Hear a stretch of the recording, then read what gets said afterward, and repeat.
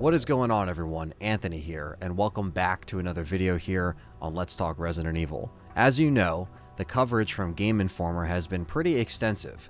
There's been screenshots, the articles that I've read and broke down, and now we are getting a bunch of gameplay. So I just did a gameplay breakdown last night, and I did a Chapter 5 gameplay video breakdown today. So there was one thing that was kind of released last night. They did a little podcast on the Game Informer website, and the one thing that they mentioned, well, they actually mentioned a couple things, and that's what this video is going to talk about. Some corrections to be made about the community because they felt like they wanted to get on there and set the record straight, as well as say a couple of other things that they talked about with Capcom. The first thing they talked about on this podcast was the fact that people were taking the QuickTime events and blowing it out of proportion, saying that they were cut from the game. But they are saying that it is not cut from the game. Mr. Stewart, that wrote all the articles and is covering the game and is playing it, said, I never said that they were cut. So that's one thing that they're trying to actually set the record straight for and say that the online community kind of blew it out of proportion, and they are in fact in the game. Just don't know how much they're in the game. So for QuickTime event fans, or if you're not a fan of QuickTime events, whatever side you're on with that, usually with games nowadays that have it, there's always an option to make it just one tap for the button. Dead Space Remake did this, Callisto Protocol did this, so that option will be there if you're not a fan of it. And obviously we know that there's a bunch of button prompts for knifing, melee. When the cowman swings the hammer, you can click R3 to evade. So of course we have button prompts, but mixed with QuickTime events, they are here to stay. Now, one thing they did mention in the podcast as well is the lighting of the game and how it does get pretty dark by Chapter 5, and they were kind of complaining a little bit about the rain. Well, one of them were complaining about the rain still. I think that this is a tired argument at this point, but, you know, it's not done. The game is not done. So whether you agree or disagree, that's fine, but I'm just saying that, like, I think it looks fine, in my opinion. To each their own, but it's not done yet. Like, the game is not, like, finalized yet. I understand what they're playing is a more, like, final version of what we're gonna see, but, like, let's just wait and see until it actually comes out. I didn't think it looked that bad. You could still aim, you could still see, but they even said in their Chapter 5 breakdown video they had to go on about the whole rain thing, and I'm like, this is just feeding the people that are just attacking it for the rain. Of course, people genuinely feel that way about certain things on this game in terms of the character designs. They might not like the voice acting as much, but like rain. Now, apparently with the dumpsters in this game and the Ashley hiding mechanics, Mr. Stewart said in the podcast that, you know, I didn't say that was cut either, but people were, again, taking it and running with it, saying that the hiding wasn't there, and he said he doesn't know.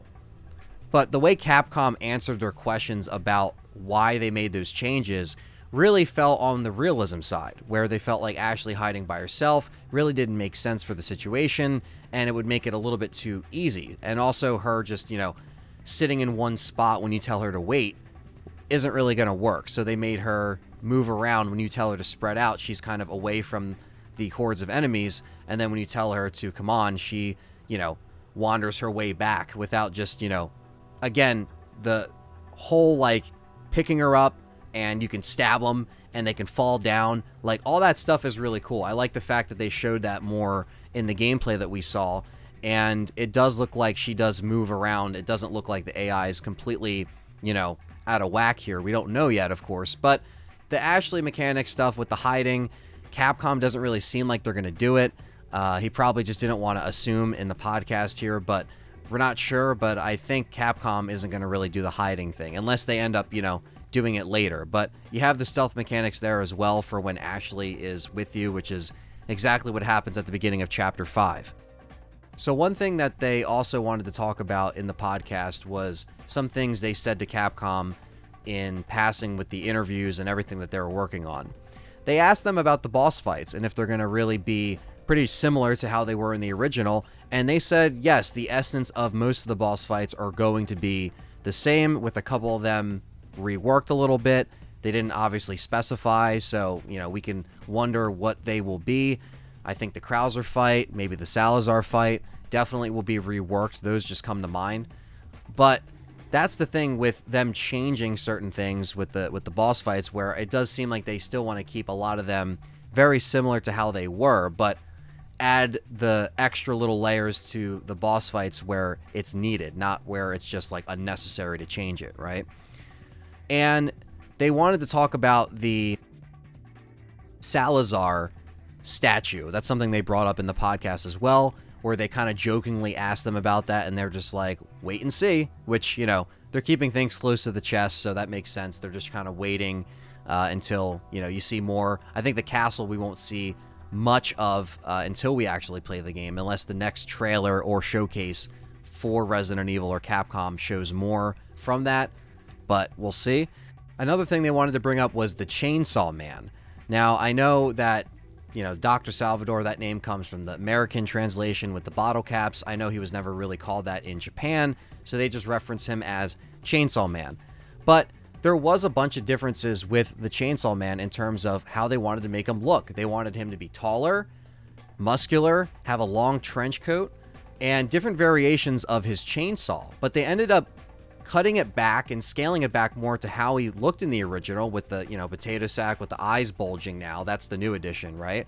But they wanted to keep it more grounded in horror. They didn't want it to be so over the top. So that was their reasoning from the art director specifically, why they wanted to make that change. So I thought that was interesting. And of course, with Cowman, they said that they added him really late in development, pretty much towards the end. And he's not a stalker enemy, but he is an enemy that does appear multiple times as well. And of course, in the cabin footage, we see him swinging the hammer, and we get to see his attacks. But that's not the first time we've run into him, apparently. So, you know, we'll see how much he's in the game. So what they talked about in the podcast and also showed in the gameplay was the cemetery puzzle. And that does kind of rely on your knowledge of the old RE4, which is pretty cool. So they did talk about that. And of course, that's one of many side quests that you can do for treasures, of course. And they also break up the medallions as well. So there'll be like 5 medallions in one spot, and then maybe 10 medallions in another spot, probably adding them more throughout the game. You can also shoot birds' nests as well. They'll have eggs or treasures and other things inside, which is cool. They're keeping that, and I'm sure they have an extensive treasure map. And one thing that we saw as well within the gameplay was that you can buy the rocket launcher from the merchant. So they mentioned in the podcast one of them sold all their weapons just to buy the rocket launcher, and you can also see the rocket launcher in the merchant footage that we have now. And yes, the Skull Shaker listing on the Canada store was correct after all, because the typewriter can not only save, but you can use it for extra storage. That's about everything from the podcast, the corrections they made, and the little takeaways that we got. A little bit extra information from what we heard in the podcast that they got from Capcom. So we're looking forward to more gameplay that's coming out. We already got 2 big pieces of gameplay, and I know they're sitting on a rapid fire interview that I'm sure they're getting ready to put out, where they ask Capcom more questions. So we'll see what happens from there. So let me know what you think of this info, and of course the new gameplay. Check out my gameplay of Chapter 5 and the breakdown for that. Don't forget to smash that like button, leave a comment, subscribe, and stay tuned as the road to Resident Evil 4 Remake continues.